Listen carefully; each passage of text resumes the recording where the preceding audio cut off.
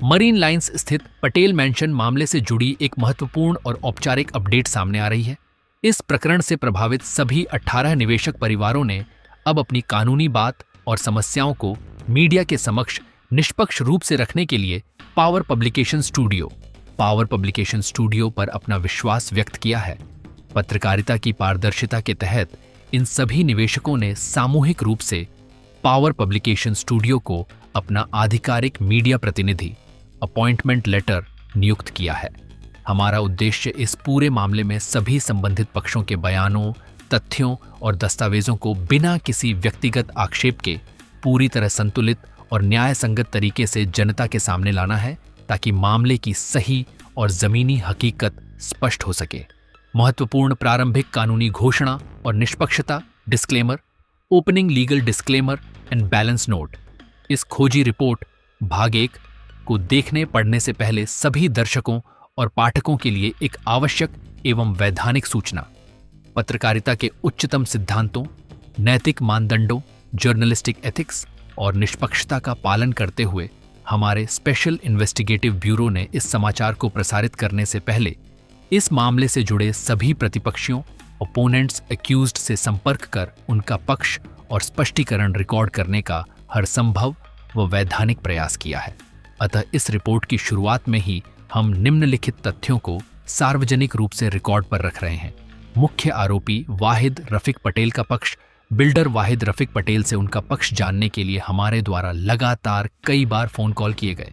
इसके साथ ही उन्हें लिखित रूप में आधिकारिक SMS और व्हाट्सएप के जरिए राइट टू रिस्पॉन्स का अल्टीमेटम संदेश भी भेजा गया। वाहिद पटेल ने हमारे द्वारा भेजे गए संदेशों को देखा और पढ़ा है, रीड रिसीट्स कंफर्म। लेकिन इस रिपोर्ट के लाइव होने तक उन्होंने कोई जवाब नहीं दिया है और वे लगातार संपर्क से बाहर हैं। नौशाद पटेल, बिल्डर के मामा का पक्ष। पीड़ित निवेशकों द्वारा लगाए गए आरोपों पर जब हमारे ब्यूरो ने नौशाद पटेल से फोन पर संपर्क किया तो उन्होंने इस पूरे मामले और फ्लैट बिक्री की बुकिंग रकम में अपनी किसी भी भूमिका से साफ इनकार कर दिया। निष्पक्षता के लिए उनकी इस बातचीत की कॉल रिकॉर्डिंग हमारे पास सुरक्षित है, जिसे इस समाचार वीडियो में शामिल किया गया है। नवनाथ वाघमारे का पक्ष, नया अपडेट। हमारी टीम द्वारा राइट टू रिस्पॉन्स का आधिकारिक संदेश भेजे जाने के बाद नवनाथ वाघमारे ने स्वयं हमसे फोन पर संपर्क किया और इस पूरे मामले पर अपना पक्ष व स्पष्टीकरण क्लैरिफिकेशन दिया है। पत्रकारिता की पारदर्शिता के तहत नवनाथ वाघमारे के साथ हुई इस पूरी बातचीत की लाइव कॉल रिकॉर्डिंग हम इस समाचार वीडियो में आगे ज्यों की त्यों साझा कर रहे हैं। हम मुख्य आरोपी वाहिद पटेल को अब भी यह खुला अवसर, ओपन ऑफर दे रहे हैं कि वे किसी भी समय हमसे संपर्क कर अपना पक्ष रख सकते हैं। उनका जो भी आधिकारिक बयान या दस्तावेज होगा उसे पूरी सत्यता के साथ इस समाचार के भाग 2 पार्ट 2 में समान प्रमुखता के साथ दिखाया जाएगा। नमस्कार दोस्तों, स्वागत है आपका पावर समाचार न्यूज़ चैनल और PNR न्यूज़ चैनल में। मैं हूं आपका दोस्त पत्रकार नितिन मणियार। आज हम आए हैं मुंबई के पॉश एरिया मरीन लाइंस में। मरीन लाइंस फ्लाईओवर जो है उसके बगल में सी वार्ड है और सी वार्ड के बगल में ही ये हम चौल में आए हैं, जिसे गवड़ीवाड़ी कहते हैं। यहाँ पे हम देखेंगे ये जो पीछे बिल्डिंग है, इसका ये प्रॉब्लम के लिए यहाँ हमें बुलाया गया है। ये यहाँ के रहवासी है, इन लोगों ने यहाँ परचेस किया है। हम जानेंगे इनसे पूरी डिटेल इस चीज़ के बारे में। ये जो बिल्डर है उसने किस तरह फ्रॉड किया, क्या किया, ये पूरी जानकारी हम इनसे लेंगे। नमस्कार, क्या नाम आपका? मेरा नाम नीलेश नार्वेकर है। नीलेश जी, ये बिल्डिंग कभी बनी? ये बिल्डिंग 2014 या 2015 के ड्यूरेशन में बनी हुई थी और मैंने खुद यहाँ पे 2015 के साल में मेरा रूम परचेस किया मेरे वाइफ के नाम पे, अमृता नीलेश नार्वेकर के नाम पे। जब मैंने ये जो रूम परचेस किया ना, तो मुझे टेनेंट से एक एग्रीमेंट के हिसाब से एग्रीमेंट करवा के लिया और 37 लाख के ऊपर जो अमाउंट मैंने मतलब परचेस करने के टाइम पे दी थी, वो इनके कॉन्ट्रैक्टर थे इमरान, जिन्होंने ये बिल्डिंग पूरा खड़ा किया। उन्होंने मेरे से लिए थे और लैंडलॉर्ड जो इसका वाहिद रफीक पटेल है, उनसे एग्रीमेंट करवाया था। वाहिद रफीक पटेल लैंडलॉर्ड है या बिल्डर है? लैंडलॉर्ड है। वाहिद रफीक पटेल लैंडलॉर्ड है। अच्छा, बिल्डर कौन है? बिल्डर भी वही है, लेकिन उन्होंने कॉन्ट्रैक्ट दिया था इमरान गनी को। अच्छा, तो वो टाइम पे जब भी आपने परचेस किया, आप ये बिल्डिंग कब बनी और कितने समय में बनी, कितने साल लगे इस बिल्डिंग को बनने के लिए? ये मेरे को लगता है, जहाँ तक मेरे को मतलब बाद में इधर रहने को आया ना, तो मुझे बोला 2014 को इसका कमेंस चालू हुआ था और 2015 के आसपास लगभग काम खत्म हुआ था। 4 माले चढ़े थे। मैं खुद चौथे माले पे रहता हूँ, रूम नंबर 17 में। जब मैं आया था यहाँ पे तो वेल फर्निश रूम वगैरह था, सेल्फ कंटेंट था, लाइट पानी सब बराबर था। लेकिन हर एक 2 साल के बाद है ना दिक्कत आने चालू हुई। कभी लाइट जाती थी, कभी पानी जाता था। तो हम लोगों ने लैंडलॉर्ड को अप्रोच किया, ये सब क्यों हो चला है। तो हम लोग को अंधेरे में रख के ऐसा कुछ बोला नहीं उन्होंने कि कुछ प्रॉब्लम है करके, ये पर्टिकुलर प्रीमाइसेस में या ये प्रॉपर्टी में। हम लोग को अगर लैंडलॉर्ड का मसला है, लैंडलॉर्ड खुद जाने, हम लोग को तो लैंडलॉर्डशिप के अंडर आते हैं तो खुद अपने हिसाब से सेटल करवाएगा, ऐसा मुझे हम लोग को बोला था। और ये आश्वासन हमेशा हर एक साल में कभी भी प्रॉब्लम आता तो हम लोग को देता था। तो हम लोग उसके ऊपर ट्रस्ट रख के आगे गुजारा करते थे।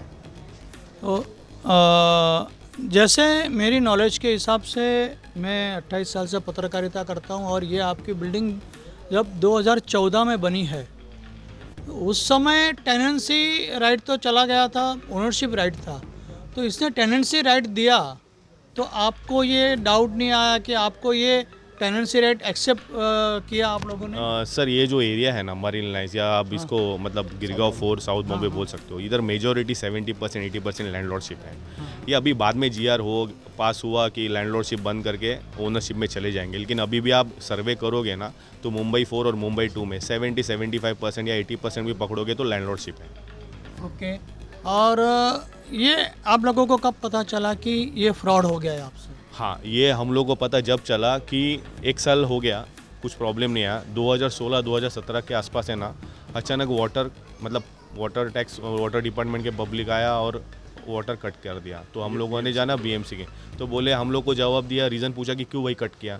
तो लैंडलॉर्ड ने बोला कि वाटर टैक्स या असेसमेंट टैक्स भरा नहीं है। तो वो टाइम पे हम लोग से पैसा लिया, तो हम लोगों ने पैसा दे दिया, भाई इसके पास पैसा नहीं है। वो अमाउंट आई थिंक 3 लाख के ऊपर था, 3 लाख या 6 लाख के ऊपर था। तो पूरा नहीं अमाउंट दिया, लेकिन जिसका पैसा बाकी था एज अ रेंट भरने का, तो हम लोग को बोला कि आप मुझे पहले दे दो, बाद में मैं रेंट क्या था पर रूम का? हर एक का रेंट अलग अलग है। मेरा कुछ वो टाइम पे 1950 अमाउंट था पर मंथ का। अच्छा। लैंडलॉर्डशिप का मतलब टेनेंट सेट के वो टाइम पे था, तो वो हम लोगों ने वो टाइम पे वो दिया। तो ये हो गया वो टाइम की बात। तो उन्होंने कुछ पैसा दिया। अभी मुझे ऐसा लगता है कि उसको मैनिपुलेट करके बाद में पानी भी चालू हुआ। बाद में वापस 2 साल के बाद सेम दिक्कत आना चालू किया। तो हम लोगों ने उसको पूछा कि भाई ये हर टाइम ऐसा दिक्कत क्यों आ रहा है, तो प्रॉब्लम क्या है। तो नहीं कुछ नहीं है, वो मसला है, ऐसा है वैसा है। हम लोग को 100 तरीके के रीज़न देना चालू किया। तो हम लोग ट्रस्ट करते भाई अपना ही लैंडलॉर्ड है, तो लैंडलॉर्ड क्यों झूठ बोलेगा ना अपने से, क्योंकि पैसा तो उसने ही लिया हम लोग से। ठीक है, तो ये सब चीज़ चलती रही। बाद में क्या हुआ, एक पर्टिकुलर ड्यूरेशन में बाजू की जो बिल्डिंग बड़ा टावर बन रहा है ना, ये MMRC ने बांधकाम चालू किया। बाजू वाला वो कुछ 48 या 52 फ्लोर्स का है। जब मेट्रो का जो प्रोजेक्ट आया ना, तो इधर रिहेबिलिकेशन से पब्लिक थी, इसके पीछे कमानीवाड़ी करके थी, तो उन्होंने वो ले लिया था, एक्वायर किया था और उधर टावर बन गया। तो वो जब टावर बनना, पाइलिंग का काम चालू हुआ था ना, तो हम लोग यहाँ पे रह रहे थे। तो जब पाइलिंग का काम चल रहा था ना, तो वाइब्रेशन हो रहा था और पूरा बिल्डिंग हिल रहा था, तो डर लग रहा था। तो हम लोगों ने लैंडलॉर्ड को अप्रोच किया, भाई ऐसा प्रॉब्लम है, तो कि कुछ बोल नहीं सकते, किसी की जीवन हानि भी हो सकती है। तो हम लोग का ना तत्काल उसने मीटिंग लिया और मीटिंग में एक समझौता करार पास कर दिया। वो टाइम पे 2020 की बात है, 2020 या 2020 या 2021 के पास समझौता करार किया। और समझौता करार में ऐसा बोला गया कि भाई बाजू के बिल्डिंग का काम चल रहा है, तो किसी की जीवित हानि ना हो या बिल्डिंग को कुछ प्रॉब्लम ना हो, तो टेम्पररी मैं आपको भाड़ा देता हूँ, आप जगह खाली करो। ठीक है, 6 महीने के लिए। 1 साल का पहला एग्रीमेंट किया, 6 महीने का भाड़ा भी दिया। तो हम लोगों ने बोला भाई रिस्क क्यों ले, लैंडलॉर्ड खुद बोल रहा है, लैंडलॉर्ड रिस्पॉन्सिबिलिटी ले रहा है, तो लिख के दे रहा है। तो हम लोगों ने वो जगह खाली की। जगह खाली करने के बाद मेरे को लगता है 2021 का टाइम था, वही पर्टिकुलर दिसंबर के आसपास 6 महीने में हम लोग को सबको जो उसने एग्री किया था एग्रीमेंट में, रेंट एग्रीमेंट में 15-15 हज़ार रुपये का भाड़ा देके वो रूम खाली करवाया। रूम खाली करवाने के बाद 6 महीने में ही लाइट पानी चला गया। हम लोग तो इधर नहीं रह रहे थे, सब जन भाड़े पे दूसरी जगह पे रह रहे थे, प्रोविज़न मतलब टेम्पररी के हिसाब से। तो इधर जब हम लोग आने ना अप्रोच किया इधर वापस रहने के लिए, क्योंकि 6 महीना तो हो गए थे, मेजॉरिटी लोगों को 6 महीने के भाड़ा दिया था। तो वो बोले कि नहीं आप रहने के लिए जाओ। रहने के लिए जाने के बाद इधर आया तो हर एक के दीवार के ऊपर है ना, डोर के ऊपर एक नोटिस चिपकाया था। क्या नोटिस था? ये नोटिस ये था कि आपकी लाइट पानी कट हो गई है और कुछ रिमार्क्स भेजा था। और ये बताया था वो टाइम पे कि मतलब कि आपकी बिल्डिंग इलीगल है इसलिए आपकी लाइट पानी जा रही, मतलब हम लोग निकाल रहे हैं। कभी भी कोई इलीगल काम का डिमोलिशन होता है तो पहले लाइट पानी निकालते हो, तो लाइट पानी इन्होंने निकाल दिया। तो हमारा जो पिछले वाला डाउट था तो और बढ़ गया कि इसने ये क्या कर दिया। तभी थोड़ा क्लिक होने लगा कि ये भाई अपने को फंसा रहा है। तो इसके लिए 2021 में 22 में ही मैंने खुद RTI वहाँ पे डाला। और जब RTI डाला तो RTI डालने के बाद पता चला कि इसका 2014 या 15 से केस है। अभी ये किस्सा कभी हुआ, हमारा लाइट पानी कब गया, दिसंबर 2021 में। लेकिन उसके पहले एक किस्सा हुआ अक्टूबर 2021 में। ये भाई साहब का ये जो वाइद है इसका केस चालू था, किधर हाई कोर्ट में केस चालू था। इन्होंने हमारा जगह खाली किया मई 2021 में। देखिए तारीख लिखी है। वो केस क्या था हाई कोर्ट में? ये की बिल्डिंग इलीगल है। अच्छा। बराबर। ये 2014 से चालू था। ये मुझे कब पता चला? 2022 में पता चला। अच्छा।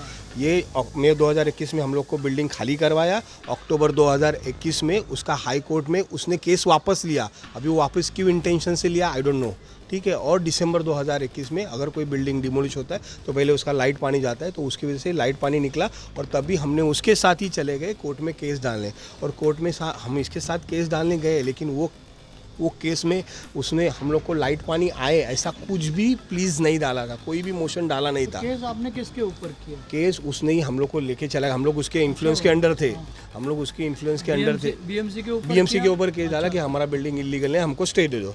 तो वो जो 2021 का स्टे है ना वो चालू था अभी तक। लेकिन 2022 में जब मैंने खुद RTI डाला, मेरा नाम अभिजीत सावंत है, मैंने खुद BMC में और उसके बाद BST में जाके RTI डाला, तब पता चला ये भाई ने हम लोग को बना दिया है, ठीक है। तो तब हमें पता चला इसका 2014 से केस चालू है। अक्टूबर 2021 में इसने केस वापस लिया। वो केस वापस लिया इसलिए यहाँ पे लाया, और इसको सब इंटेंशनली मालूम था। इसने जानबूझ के मई 2021 में हमसे कॉन्ट्रैक्ट साइन करवाया, हम लोग को डरा के कि भाई जीवित हानि हो सकती है। हम लोग ने जीवित हानि हो जाए इसकी वजह से रूम खाली किया, लेकिन इसके पीछे इसकी बहुत बड़ी चाल थी। इसने हमको रूम खाली करवाया ताकि BMC को आसानी हो। अभी उसने क्या इंटेंशन से किया हमको कुछ नहीं मालूम, ठीक है। लेकिन ये फ्रॉड था, ये हमको 2022 में मालूम गिरा। तो जब ऐसे मतलब एक एक चीज़ें मालूम गिरी तो हमने वहाँ पे जाके पुलिस स्टेशन में जाके FIR डाला। वो भी FIR मैंने और मेरे 2-4 कलीग्स है, बिपिन और एक है, उन्होंने जाके FIR डाला है। आपको FIR की कॉपी में दे देता हूँ। FIR में हमने डाला है कि इसने हमें किस तरह से फंसाया है, और ये बुरी तरह से हमको फंसाया उन्होंने। और वो अभी क्या बोल रहा है मालूम है और कि उसी वक्त 2021 में और बैंक की नोटिस भी वहाँ पे लग गई। और बैंक के नोटिस में कहा गया था कि ये ज़मीन अभी हमारी है और इसके ऊपर वाहिद रफ़ीक पटेल और उसकी वाइफ ने कर्जा लिया हुआ है, और वो कर्जा उन्होंने रिपे नहीं किया है, और हाई कोर्ट्स में भी वो हार गए हैं। आज की डेट में वाहिद रफ़ीक पटेल के नाम से वाइफ के नाम से पुलिस का सर्च वारंट भी निकला हुआ है। उन्होंने कुछ भी पैसा बैंक का दिया नहीं, और थोड़ा बहुत दिया है लेकिन कुछ भी दिया नहीं। अभी एज़ पर कोर्ट ऑर्डर ये पूरा का पूरा जो ज़मीन है ये भी अभी बैंक के पास में गिरवी पड़ा है, और बैंक का उसके ऊपर कब्जा है।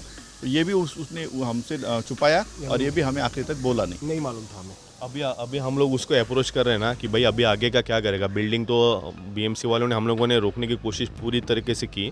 हम लोग के सब जिधर अभी लोग रह रहे हैं टेम्पररी रेंट के ऊपर, वो जैसे हम लोग को पता चला तो ये बिपिन वगैरह जो भी है इधर लोग के लोग, इवन लेडीज़ भी इधर आई थी वो रोकने के लिए। लेकिन BMC वालों ने सीधा बोल दिया क्या मालूम है, कोर्ट से ऑर्डर आया हुआ है, आपका लैंडलॉर्ड ही कुछ नहीं कर पा रहा है, तो हम लोग क्या करें, ठीक है। लैंडलॉर्ड ने बोला है ऐसे कि तुम लोग बिल्डिंग तोड़ दो। मैंने खुद ने ये बिल्डिंग अनलीगल बनाया था। तो हाँ, लैंडलॉर्ड वाहिद रफ़ीक पटेल इसने खुद ने बोला कोर्ट में कि मैंने ये अनलीगल बिल्डिंग बनवाया है, आप जाके तोड़ो, या 1.5 मंथ के अंदर मैं वहाँ पे खुद आके तोड़ता हूँ। तो कोर्ट ने ये ऑर्डर दिया कि आप मत तोड़ो, हम लोग तोड़ते हैं। तो ये बिल्डिंग 17 जून 2026 को तोड़ी जाई है। डैमेज पूरी तरह की गई है वो बिल्डिंग। अभी ये जो पीछे बिल्डिंग दिख रही है दोस्तों, यही बिल्डिंग की बात हो रही है। जो दिखने में ऐसा लग रहा है कि ये ट्रांजिट कैंप है, ऐसा ये दिख रहा है। क्योंकि ये बिल्डिंग जो है ये आई-बीम और टाइल्स से बनाई गई है, ये कोई कंक्रीट या ईंट से बनाई गई नहीं दिख रही है। मनीष भाई, ये डिमोलिशन कब चालू हुआ और क्या हुआ? एक्चुअली कैसे है सर, जैसे ही वाइट का केस डिसमिस हो गया वहाँ से स्मॉल कोर्ट से, वाइट ने जब भी केस डिसमिस हुआ करके कि उसके पास कुछ कौन सी डॉक्यूमेंट नहीं तारीख था, को? वो 16 जून 2026 को हाँ, फिर? उसका केस डिसमिस हो गया। तो तुरंत दूसरे दिन फटक करके बीएमसी वालों ने अपना हथौड़ा लेके बीएमसी तोड़ने का कार्रवाई चालू कर दिया। एक्चुअली हम लोग को जो जितने भी टेनेंट्स जो है उन लोग को किसको भी लिखित स्वरूप में कुछ नोटिस नहीं दिया था, कुछ इंटीमेशन नहीं दिया था, तुरंत तोड़ने के लिए आ गए एक्चुअली बीएमसी वाले। तो हम लोग भी फिर क्या सरप्राइज हुआ? हो गए। एक्चुअली कैसा है सर, एक्चुअली हम सब मिडिल क्लास फैमिली के हैं, हम सब लोग का सामान उधर था एक्चुअली। तो हम लोग का एटलीस्ट बीएमसी ने कुछ नोटिस देना मांगता था कि एटलीस्ट हम लोग ऐसा कार्रवाई करने वाले हैं, तो आप लोग का सामान जो भी है हटा लो करके। तो फिर वो 2 दिन हम लोग को बहुत तकलीफ हुआ। हम लोग बीएमसी सी वार्ड में गए, उधर ऑफिसर से रिक्वेस्ट किया कि भाई हम लोग का सबका सामान है, कम से कम हम लोग को सामान हटाने को दे दो। तो वो लोग बोले वो तुम लोग का लुकआउट है, नहीं तो हम लोग सामान बाहर फेंक देंगे। तो कुछ मान ही नहीं रहे थे। फिर हम लोग ने एक लिखित स्वरूप में उन लोग को अर्ज दे दिया, वहाँ पे एक नोटिस दे दिया, मांगता तो मैं आपको सर भेजता हूँ, मेरे पास उसका कॉपी भी है। तब जाके उन लोग ने 2 दिन में 2 दिन का हम लोग को ये दिया कि 2 दिन में बिल्डिंग खाली करो करके। अच्छा। ऐसा मीन्स दूसरे दिन फटाक करके जैसे ही वाइद अपना जो लैंडलॉर्ड वाइद है, वाइद रफीक पटेल, उसका केस डिसमिस हुआ तो तुरंत दूसरे दिन ही आ गए। वो कुछ इंटीमेशन नहीं दिया, कुछ वो जो केस था वो किसने हाँ। केस किया था, किसके खिलाफ केस किया था? वो जो केस था वो वाइद ने किया था, कि उसके वाइद ने बीएमसी के ऊपर किया था कि अपना बिल्डिंग लीगल है करके। लेकिन बीएमसी ने वो उसके पास कुछ डॉक्यूमेंट नहीं था करके उसका केस रिजेक्ट कर दिया था। और तो वो फिर बोला, वाहिद ने कोर्ट में क्या बयान दिया? वाइद ने बोल दिया कि उसके पास कुछ पेपर नहीं है करके, ऐसे ही वो बोल रहा था एक्चुअली। हाँ, तो प्रिया बोलते मैडम मेरा बोल रहे थे ना, उसने कोर्ट में कहा कि बिल्डिंग हाँ, इलीगल है, मैंने हाँ इलीगल बनाया है, आप तोड़ो नहीं तो मैं तोड़ दूंगा। हाँ हाँ, ऐसा तो उसने बोला था वो टाइम पे। तो हाँ, लेकिन कोर्ट ने बोला था कि जो हक है वो बीएमसी का ही है एक्चुअली, वो बीएमसी ही तोड़ेगा, उसका डिसीजन जो है बीएमसी ले लेगा तोड़ने का। अच्छा। तो वही मुद्दा पकड़ के बीएमसी वाला तुरंत डिसमिस जैसे ही केस हुआ तो तुरंत दूसरे दिन आ गए। तो हम लोग ने क्या कि भाई हम लोग का सामान है, ऐसा बिल्डिंग मत तोड़ो, हम लोग को कुछ सामान शिफ्ट करने के लिए हम हम्बली रिक्वेस्ट किया उधर कि हम लोग को एटलीस्ट 2 दिन का मोहलत दे दो, हम लोग सामान हमारा शिफ्ट करते थे। हमारा जो भी सामान है, चूल्हा, फ्रिज, टीवी, सोफा, बेड, सब उधर ही था एक्चुअली। अच्छा अच्छा। हाँ, फिर वैसे हालत में हम लोग अभी देखे, अभी सर अब पूछ रहा हूँ मैं आपसे कि अभी बारिश का मौसम है, हम लोग किधर जाएंगे फिर? ऐसा बारिश में बारिश का demolish कर ही मौसम है, नहीं जोर से सकते थे। कुछ कर भी नहीं सकते ना सर, इसके लिए हम लोग ने एक फिर एक जून हाँ, 1 जून से 30 अक्टूबर तक डिमोलिशन नहीं होता है। अच्छा हाँ, 1 जून से नहीं हो रहा है ना, तो 1 जून से बीएमसी का कायदा है, हाँ 1 जून से 30 अक्टूबर अच्छा ये बीएमसी का मानसून पीरियड है। ये पीरियड में डिमोलिशन कुछ भी नहीं होता है। नहीं होता है ना। फिर कैसे हुआ, जैसे 16 जून को वाइद का केस डिसमिस हुआ, अपना लैंडलॉर्ड का केस डिसमिस हुआ, तो दूसरे दिन 17 जून को बीएमसी वाला लोग हथौड़ी लेके कार्रवाई करने के लिए आया, बिल्डिंग तोड़ने के लिए आ गया। वो कैसे आ गए फिर? और अभी जो एफआईआर कॉपी आपने मुझे दिया उसमें जो ये दिखाया उसमें कलम खाली एक ही लगी है 318S। उसने फंसा है। मैंने मेरे लीगल एडवाइज़र वकील लोगों से बात किया तो उन लोगों ने बताया कि इसमें और भी कलम ऐड होना चाहिए, क्योंकि ये इतना बड़ा 2014 से अभी तक का जो फ्रॉड है उसमें और 6 कलम ऐड करनी चाहिए। उसके बारे में आपका क्या स्टडी है? एक्चुअली उसके लिए भी हमने कहा था वहाँ पे पुलिस स्टेशन में, लेकिन पुलिस स्टेशन में बोला कि आपका जो कोर्ट में केस चालू है वो टाइम पे, इसलिए हम लोग कोर्ट केस में कुछ इंटरवेंशन नहीं करेंगे, लेकिन आपका जो धोखाधड़ी का केस है वो हम लोग लेंगे। क्योंकि वो टाइम पे केस तो हमारा चालू था, 2022 से हम लोग का केस तो हमने भी केस डाला था ना कि मतलब जो वाइद का केस चालू था बीएमसी के अगेंस्ट कि बिल्डिंग लीगल है, और हमारा हमने बीच में डाला 2022 में कि हमको लाइट पानी चाहिए। तो ये दोनों केस चालू था, इसकी वजह से पुलिस ने उस बारे में इंटरवेंशन नहीं किया। उन्होंने सिर्फ यही इंटरवेंशन किया कि आपके साथ धोखा हुआ है तो हम लोग धोखाधड़ी का ही केस डालेंगे। जो आप बोल रहे हो 318 कलम, आई थिंक वो धोखाधड़ी का ही रहेगा सर। अभी हम लोग उसको अप्रोच कर रहे हैं ना, अभी हम लोग हर एक टेनेंट्स उसको अप्रोच कर रहे हैं, कहाँ पर है भाई, तू कहाँ पर है, ठीक है। तो वो सामने आने के लिए रेडी नहीं है। हर एक को इंडिविजुअली खुद कॉल करता है, या उसके इन्फ्लुएंसर जो फ्रेंड कलीग्स है, मैं बोला ना ये अकेले का काम नहीं है, इसके सब उसकी फैमिली इन्वॉल्व है इसमें। वो सबको अलग अलग फ़ोन करवाता है कि आप आओ। मैं किसी को बोलता है मैं आपको जानता ही नहीं हूँ, मैंने आपसे पैसा ही नहीं लिया है, ऐसा सब बात से चल रहा है। तो इसके लिए मेरा मतलब पर्सनल ऐसा मत है। किसी को कुछ पैसा देने की वायदा किया क्या उसने? वायदा तो इससे 6 साल हमसे वो वायदा ही कर रहा है, और वायदा करके हम लोग को ऊपर से 5-6 लाख रुपए लेके भी चुका है। अच्छा। रूम के अलावा अभी वही हम लोग खर्चा अगर अच्छे प्रॉपर्टी में डालते थे ना, तो इसका वैल्यू कम से कम 2.5 से 3 करोड़ बनता था। हाँ। तो ये हम लोग की दिक्कत है। अभी क्या हम लोगों ने सब मिडिल क्लास वाले हैं यहाँ पे, किसी का ऐसा नहीं है कि बाप दादा का कमाई हुआ पैसा रखा हुआ है और हम लोगों ने यहाँ पे डाला है। हर किसी का मतलब जेवरात बेच के बाद में पर्सनल लोन निकाले, कर्जा निकाल के सब पैसा डाल के यहाँ पे लिया है। क्यों? क्योंकि साउथ बॉम्बे में एक खुद का घर हो। लेकिन अभी प्रॉब्लम ऐसा है कि घर भी नहीं बचा ना पैसा बचा, पूरी ज़िंदगी के LOL लगा दिया उसने। और सर एक बोलना है, हाँ। हम लोग का रजिस्ट्रेशन भी हो गया ये बिल्डिंग में। हाँ। अगर ये बिल्डिंग बेकायदा है, गैर कानूनी है, तो इसका रजिस्ट्रेशन कैसे हो? वर्ली ऑफिस में हम लोग ने पैसा भरा 3.5 लाख, हाँ। स्टैम्प ड्यूटी भर दिया है, फिर इसका रजिस्ट्रेशन कैसे हो? फिर अगर BMC को मालूम है, गवर्नमेंट को मालूम है बिल्डिंग इलीगल है, तो रजिस्ट्रेशन कैसे हो रहा है? ये भी एक बड़ी बात है। और दूसरा बात, जब भी हम लोग ने BMC का मैप चालू किया, मैप देखा, तो इसमें वैकेंट लैंड करके बता रहे। अगर ये वैकेंट लैंड है तो फिर BMC के बड़े बड़े ऑफिसर ने वो टाइम पे मीटर और लाइट पानी के लिए परमिशन कैसे दे दिया? ये भी तो एक सवाल है ना। इसमें कोई छोटा मोटा आदमी तो BMC का इन्वॉल्व नहीं है ना, बड़े ऑफिसर के बिना साइन के बराबर है। लाइट पानी नहीं जब आता। BMC बोलती है इलीगल illegal है तो और लाइट पानी रजिस्टर कैसे करता है? करते हैं। बिल्डिंग को UID नंबर भी दिया गया। UID नंबर भी दे गया है, हाँ। और पासपोर्ट भी बना है। एक बराबर, बंदे का पासपोर्ट भी बिल्डिंग में बना पासपोर्ट हुआ भी है। बना है। फिर वो कैसे बना? फिर क्या इंक्वायरी किया? फिर तो कहाँ छुप के कहाँ बैठा, उसको सामने लेके आओ। जब ये बिल्डिंग बन रही थी तो BMC कहाँ पे था जब परमिशन दिया? तभी अभी BMC बोलते हैं अनलीगल है, फिर तभी आप कहाँ पे थे? सो रहे थे बनने के टाइम कहाँ पे थे आप? मैंने ये भी आपके पेपर पढ़े कि BMC के रिकॉर्ड पे ये बिल्डिंग ध्वस्त है। 2015 में BMC के पेपर पे बिल्डिंग को डिमोलिश कर दिया है, लेकिन फिजिकली डिमोलिश नहीं किया था। इसके बारे में क्या आपकी जानकारी है? सर ये जो आप बोल रहे हैं ना, बिल्डिंग डिमोलिश नहीं किया, ये 1965 का है सर। ये यहाँ पे सैंक्शन प्लान था। अगर आप इसका एग्रीमेंट कॉपी देखोगे, जो मतलब प्रॉपर्टी कार्ड के लिए जो एग्रीमेंट कॉपी बनता है, तो एग्रीमेंट कॉपी पे आप देखोगे वहाँ पे 2 टेनेंट का नाम है 1965 में। एग्रीमेंट कॉपी में 2 टेनेंट है, एक तोरसकर करके और एक शिंदे करके, आई थिंक एक मराठी है और एक गुजराती करके है, दोनों बंदे वहाँ पे। तो ये प्रॉपर्टी का सैंक्शन प्लान है, लेकिन वो सैंक्शन प्लान पे इन्होंने ज़बरदस्ती ग्राउंड+2 ही सैंक्शन प्लान था, लेकिन ग्राउंड+2 के ऊपर इन्हें और 2 माले इलीगली बांधे, और वो भी कितनी देरी में बांधे? सिर्फ 2 महीने में बिल्डिंग खड़ा किया उसने। 2 महीने में? सिर्फ 2 महीने में बिल्डिंग खड़ा कराई है। हाँ, जो आप बोल रहे हैं ना शुरुआत से, ये ट्रांजिट कैंप है, ये ट्रांजिट कैंप से कि भी ऊपर है सर। इतना रिस्की है। दोस्तों सुना आपने, देखा यहाँ पे एक ज़मीन मालिक बन के, एक बिल्डर बन के इतना बड़ा फ्रॉड किया है। 2 महीने में ट्रांजिट कैंप जैसा बिल्डिंग बना के लोगों को बेचा गया है, जबकि बेचने से पहले ही ये बिल्डिंग BMC के पेपर पे इलीगल बोल के डिमोलिशन पेपर पे हो गया है, लेकिन फिज़िकली ये डिमोलिशन नहीं हुआ है। जो फिज़िकली डिमोलिशन ये अभी चल रहा है 4 दिन से।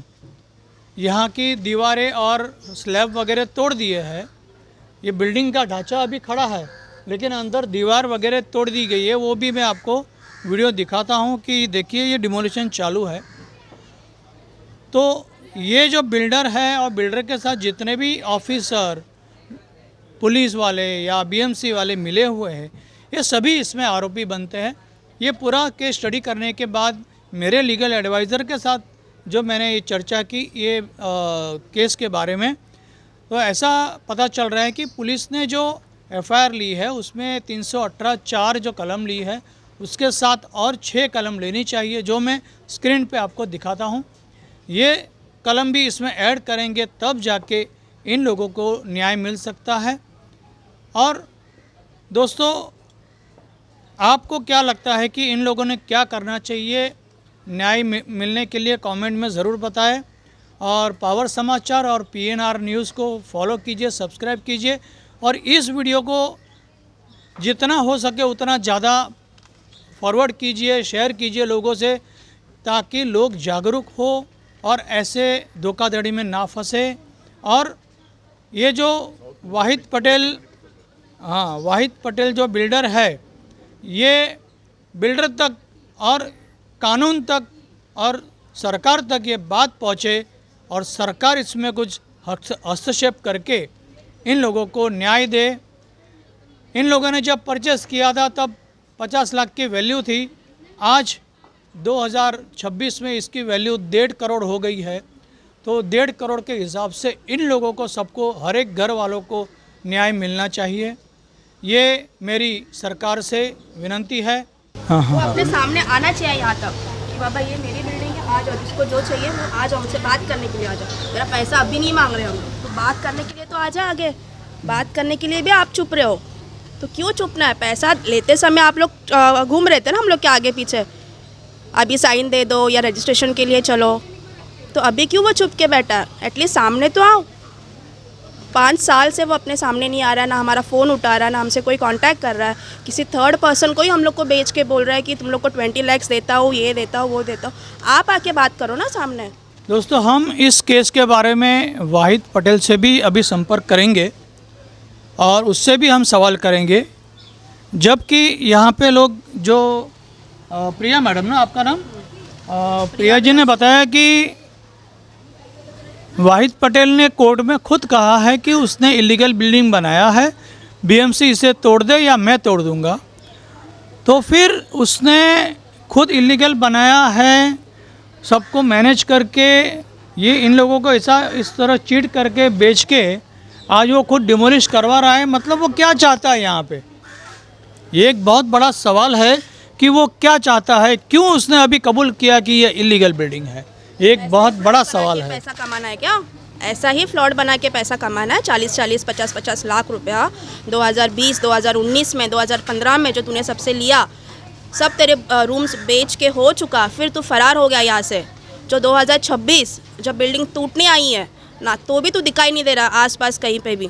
यानी 50 लाख भी एक फ्लैट का गिनो तो 10 करोड़ रुपया होता है। वाहिद पटेल 10 करोड़ रुपया लेके यहाँ से फरार हो गया है। पुलिस प्रशासन से विनंती है, पुलिस कमिश्नर, डीजीपी, सबसे विनंती है कि जल्द से जल्द इस केस में कार्रवाई हो और लोगों को न्याय मिले। धन्यवाद। मैंने बोला वही सिलसिले में मुझे बात करनी है। जो मैंने एफआईआर डाला है, वो एफआईआर के लिए हम लोग बार बार LT मार्ग पुलिस स्टेशन में जा रहे हैं। इलक सर से हम लोग बात हो रही है, वो उन्होंने बोला हमको कि CDR उन्होंने चालू किया है, लेकिन CDR का एक्शन प्रॉपर नहीं हो रहा है। पिछले 1 हफ्ते से वही बोल रहे हैं कि हमने CDR किया है, हम उसकी जगह पर जाके आए, हमको मिल के आए। ये वाहिद नाम का जो शख्स है, ये एक समाज को लगा बहुत बड़ा कलंक है। इससे इस जैसे लोगों की वजह से लोग फंस रहे हैं, आम आदमी बहुत फंस रहे हैं। ये वाहिद पटेल को जल्द से जल्द पकड़ के लाना चाहिए और उसके ऊपर कड़क से कड़क कार्रवाई होनी चाहिए। हम जैसे बहुत सारे ऐसे हैं जो मतलब फंस गए और बाकी जन फंसने नहीं चाहिए। इसके ऊपर बहुत मतलब कड़क कार्रवाई करो, यही प्रशासन को, मुख्यमंत्री जी को विनंती है मेरी। प्लीज़ आप इसके ऊपर बहुत कड़क से कड़क कार्रवाई कीजिए और उसको जल्द से जल्द पकड़ के लाइए सर। हमें न्याय दे दीजिए और हमें न्याय मिले। दोस्तों, आज वाहिद पटेल के नाम से ये एक बिल्डिंग दिख रही है, शायद ऐसी अनेक बिल्डिंग में उसने ऐसा फ्रॉड किया होगा कि पैसा है, पॉलिटिकल प्रेशर है और सारे कर्मचारी जो है BMC वाले, ये तो आपको पता है कि ही काम करते हैं। तो आज इतना बड़ा फ्रॉड हुआ है, तो ये BMC और अन्य डिपार्टमेंट मिलकर ही किया रहेगा। यहाँ से 4 बिल्डिंग छोड़ के BMC का C वार्ड का ऑफिस है, फिर भी ये फ्रॉड हुआ। 2014 में BMC कहती है कि इलीगल है, तो 2015 के बाद 18 घर का स्टैम्प ड्यूटी रजिस्ट्रेशन कैसे हुआ? वो भी नहीं होना चाहिए था। स्टैम्प ड्यूटी रजिस्ट्रेशन वालों ने मना करना चाहिए था, ये इलीगल बिल्डिंग है। बराबर है? बराबर है। बराबर। हाँ, पासपोर्ट भी बनाए। हाँ, और पासपोर्ट जैसा बहुत बड़ा इम्पोर्टेंट चीज़ यहाँ पे ये एड्रेस पे बनता है और वो इंसान कहाँ जाके आए? हज जाके हज के लिए वो गए थे, उसके लिए उनका यहाँ पे पासपोर्ट भी बन गया। इलीगल जगह पे पासपोर्ट कैसे बना? इलीगल जगह पे राशन कार्ड कैसे बना? इलीगल जगह पे इलेक्ट्रिसिटी कैसे मिली? इलीगल जगह पे पानी कैसे मिला? इलीगल जगह पे गैस कनेक्शन कैसे मिला? इलीगल जगह पे वाटर कनेक्शन कैसे मिला? इलीगल जगह पे आधार कार्ड कैसे बना? यानी हर डिपार्टमेंट इसमें मिला हुआ है।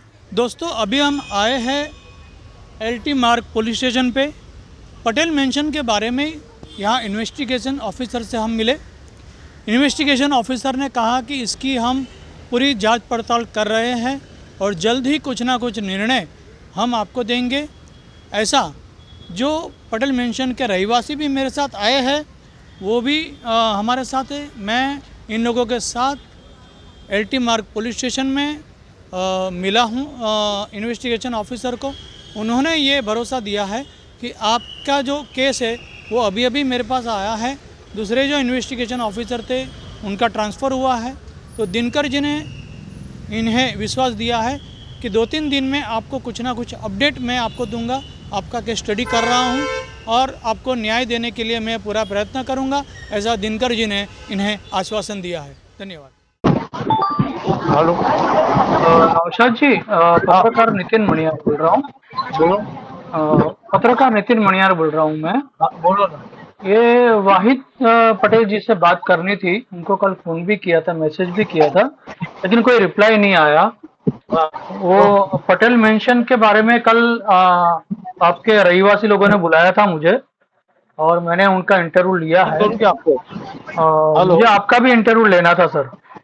के लिए कौन से पेपर से आप? PNR news. PNR news. PNR news. हाँ जी। हाँ बोलो ना। है क्या इंटरव्यू? मेरा क्या इंटरव्यू लेना आपको? हाँ, आप और वाहिद भाई और दूसरे भी भाई साहब है उनका भी लेना है कि भाई क्या रिगार्डिंग नहीं, ये जो बिल्डिंग बना उसमें आप लोग सब साथ में थे। कुछ डील में आप भी साथ में थे। बिल्डिंग वाले ने बोला है, मैं नहीं बोल रहा हूँ, बिल्डिंग वाले ने बोला है। तो आपका क्या रोल है और क्या पोजीशन है ये बिल्डिंग का? तो तुम गनी भाई को कांटेक्ट करो ना। हेलो। हाँ हाँ, गनी भाई को कांटेक्ट करो। मुझे कांटेक्ट करके क्या फायदा? गनी भाई का नंबर दीजिए ना। हेलो, मेरे पास नंबर नहीं है। तो तुम उससे बात करो। पुलिस स्टेशन में कोर्ट मैटर। पुलिस स्टेशन में जाके मिल के आया मैं। पुलिस स्टेशन में भी मिल के आया मैं। उधर ही करो ना। हमारा कुछ लेना देना नहीं, मेरा कुछ कंसल्ट नहीं है। नौशाद जी, एक जिम्मेदार पत्रकार होने के नाते अभी इन लोगों ने आपके लिए बोला है और वाहिद जी के लिए तो ज्यादा ही बोला है, तो मुझे उनका भी पक्ष सुनना जरूरी है कि आप वो डील में आए थे, आपने पेमेंट किया था वगैरह बोल रहे थे। डील से क्या मेरा मतलब? कोई से किसी का डील में नहीं है। मेरा किधर साइन भी नहीं किया। पूछो उनको, मैं तो जानता भी नहीं हूँ। वो विपिन भाई बोल रहे थे कि आपने उनसे पैसा लिया था ये फ्लैट खरीदा तभी। हेलो। हाँ, विपिन से मेरा कोई मतलब ही नहीं है ना। वो डायरेक्ट लैंडलॉर्ड को पैसा दिया, उसको पूछो। मेरे को कुछ पैसा दिया तो कुछ चेक भीख ऐसा कुछ है क्या? मैं तो आज हेलो, तो डीलिंग में पैसा ले लिया क्या? देखिए, मैं एक जिम्मेदार पत्रकार हूँ और आपसे भाई साहब, तुम जिम्मेदार हो या कोई भी, मुझे कोई लेना देना नहीं। बिल्डिंग का ऑनर कौन है उससे आप बात करो। कल कोई भी कुछ बोलेगा। वाहिद भाई से बात कराइए ना मेरी। मेरा नंबर, मेरे पास नंबर ही नहीं है। ओले के पास नंबर है, वो सबको उनके पास में नंबर है। जो नंबर दिया ना वो बंद। तो अभी मैं क्या करूं? मेरे पास वही नंबर था। मैं तो पिछले 10 साल से उसका मेरा बातचीत नहीं है। वो विपिन को सब मालूम है। सब मालूम है। मैं ना बिल्डिंग में आता था ना मैं जाता था। मेरा कोई लेना देना नहीं है। जबरदस्ती मेरे को क्यों डाल रहे? हेलो। हेलो। नवनाथ जी नमस्ते, पत्रकार नितिन मणियार बोल रहा हूँ। जी नमस्कार सर, बोलिए ना सर। नमस्ते नमस्ते। आपने पढ़ा होगा मेरे मैसेज? अभी मैंने आपका मैसेज पढ़ा है। हाँ हाँ, तो बोला हाँ। कि ठीक है बात कर लीजिए, मेरे को थोड़ी कोई टेंशन इस चीज में है। आप और क्या है हाँ, जो हाँ, हम तो सपोर्ट करने जा रहे थे ना, ठीक है। हाँ हाँ, अगर इसमें कोई चोरी छुपी तो है ही नहीं है।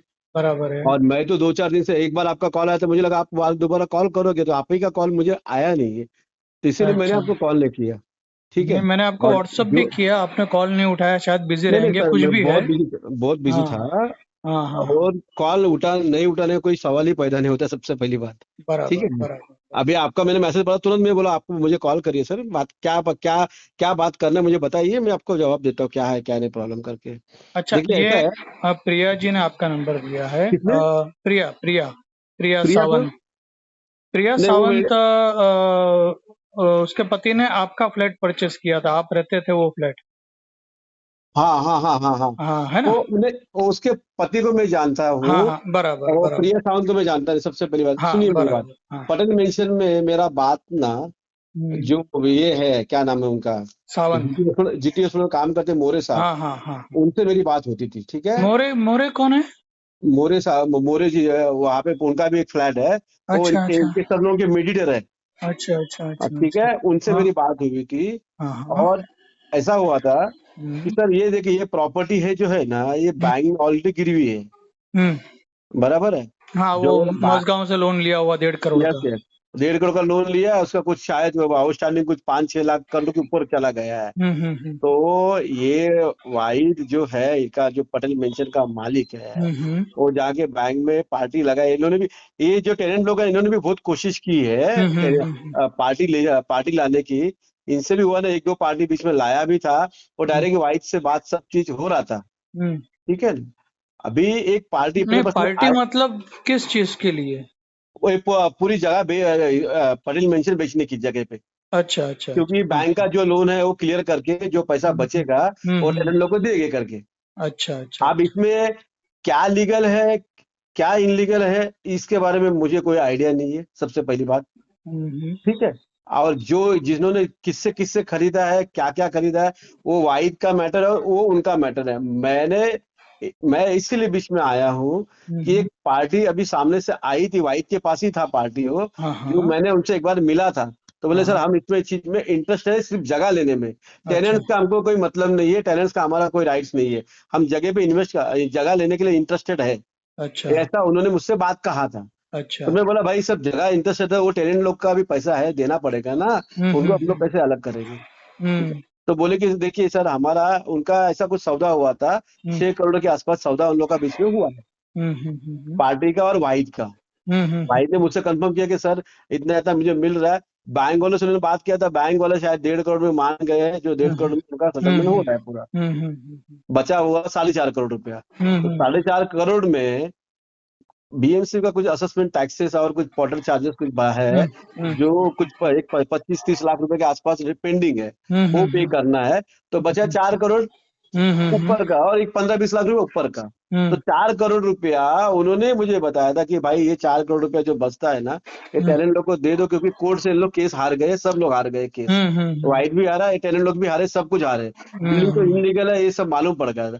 तो इनसे बात करके आप इनको फाइनल कर दो करके। तो मैं मीडिएटर बन के मोरे के साथ में चला गया था, उनसे एक बार मीटिंग लिया था कि सर ये अभी कोर्ट का ऑर्डर आने के पहले अगर आप लोग ये 4 करोड़ रुपया बच रहा है, ये सब आप ही को लेना है, इसमें आप लोग बांट लेना, 20 लोग को कैसे कैसे आप करना है वो आप देख लीजिए। अभी जब मैं इंटरव्यू लेने गया था बिल्डिंग में, जी तभी 12-15 जन थे टेनेंट लोग। तो ओके, उन लोगों ने ऐसा कहा कि आपने संपर्क किया था, ये आप भी कबूल कर रहे हैं। तो उन नहीं लोगों मेरी ने बात क्या, सुनिए, हाँ हाँ मेरी बात मोरे सर से हुई है, हाँ बराबर जो समझ गया, आप वो मोरे मीडिएटर सर थे, बोले कि मोरे सर की सुनिए, तरफ देखते हाँ थे, मोरे सर बराबर। बोले नहीं नहीं यार अगमारी जी, आपने हमारे लिए बहुत अच्छा पॉइंट लाया है, हम इसके मीटिंग लेके आपको बताते, हाँ हम पूरा एक टेनेंट इकट्ठा होके हमसे बात करेंगे। हाँ तो तो उन्होंने टेनेंट इकट्ठा हाँ करके मेरी मीटिंग कराई। बराबर, तो आपका जो ओके ऑफर था वो जी उन लोगों ने इस तरह प्रस्तुत किया है इंटरव्यू में, ऐसा वो लोग बोल रहे हैं सर, कि मैंने नहीं सुनो नहीं, सुनो ना, मैं क्लियर आपका आपको आपका समझाता ऊपर हूँ। है ना, जरा अलग से जा रहा है, मैंने ऑफर नहीं दिया सर, मैंने हाँ, एक मेरी मैं नहीं बात बोल सुन रहा लीजिए हूँ, पूरा। सुनो सुनो सुनो हाँ वाघमारे जी जी, मैं जी, ये कुछ नहीं बोल रहा हूँ, नहीं नहीं ये मैं वो टेनेंट आप बोल रहे, सुनो ना, हाँ जी मेरा पूरा बोलिए, क्वेश्चन सुन लो आप, जी जी, ये डिस्टर्ब मत हो जाओ नहीं आप। मैं डिस्टर्ब पैक नहीं होगा सर, मेरा क्या डिस्टर्ब होने का कूल मतलब। डाउन, हाँ जी कूल जी, कूल मेरा कोई बात दिक्कत करो। थोड़ी सी हाँ, तो उन लोगों ने ये कहा जी कि आपने जो ऑफर लाया, भले मोरे के थ्रू आप मिले, कुछ भी मीटिंग किया, हाँ लेकिन आपने वाहिद की तरफ से ऐसा ऑफर दिया कि हाँ भाई आपका टेनेंसी राइट्स जो है, हाँ घर नहीं, घर का टेनेंसी राइट्स जो है वो आप सरेंडर करो और 20 लाख रुपए का पीडीसी चेक लेके जाओ, ऐसा उन लोगों ने बोला। लेकिन उन लोगों के मन में ये शंका है कि जी खाली खाली टेनेंसी राइट का पैसा क्यों मिल रहा है, घर का पैसा क्यों नहीं मिल रहा है, ये उनका सवाल है। ओके, इसके बारे में सर मुझे कुछ भी नहीं पता, हाँ मुझे जो हाँ पता, जो डॉक्यूमेंट दिया था ना, वो हाँ मेरे हाँ को उसका पीडीएफ ना उनको सबको भेजा है कि आप उसको पहले पढ़ लीजिए सर, इसमें हम्म क्या लिखा है क्या नहीं, आप उसको पढ़िए, फिर आपको जो अच्छा लगता है तो उस चीज के लिए आगे बढ़िए, नहीं तो ओके आप उस चीज को आगे मत बढ़िए। ये ओके मेरा अभी भी कहना था, पहले भी कहना है, और उनको पता है। अंतिम संपादकीय वक्तव्य और निष्पक्षता note, final editorial statement and balance note. इस खोजी रिपोर्ट को पूरी तरह निष्पक्ष और संतुलित बनाने के लिए हमारे स्पेशल इन्वेस्टिगेटिव ब्यूरो ने पत्रकारिता के उच्चतम सिद्धांतों और नैतिक मानदंडों जर्नलिस्टिक एथिक्स का पालन करते हुए इस मामले से जुड़े सभी पक्षों से संपर्क करने का हर संभव प्रयास किया है। मुख्य आरोपी वाहिद रफीक पटेल का पक्ष। इस समाचार को अंतिम रूप देने से पहले मुख्य आरोपी और बिल्डर वाहिद रफीक पटेल से उनका पक्ष जानने के लिए हमारे द्वारा लगातार कई बार फोन कॉल किए गए। इसके साथ ही उन्हें लिखित रूप में आधिकारिक SMS और व्हाट्सएप के जरिए राइट टू रिस्पॉन्स का अल्टीमेटम संदेश भी भेजा गया। वाहिद पटेल ने हमारे द्वारा भेजे गए संदेशों को पढ़ा, रीड रिसीप्ट्स कंफर्म, लेकिन इंटरव्यू रिकॉर्डिंग 26 जून 2026 से इस रिपोर्ट के प्रकाशन के समय 2 जुलाई 2026 तक उनकी ओर से कोई प्रतिक्रिया या स्पष्टीकरण नहीं आया है और वे लगातार संपर्क से बाहर हैं। नौशाद पटेल, बिल्डर के मामा का पक्ष।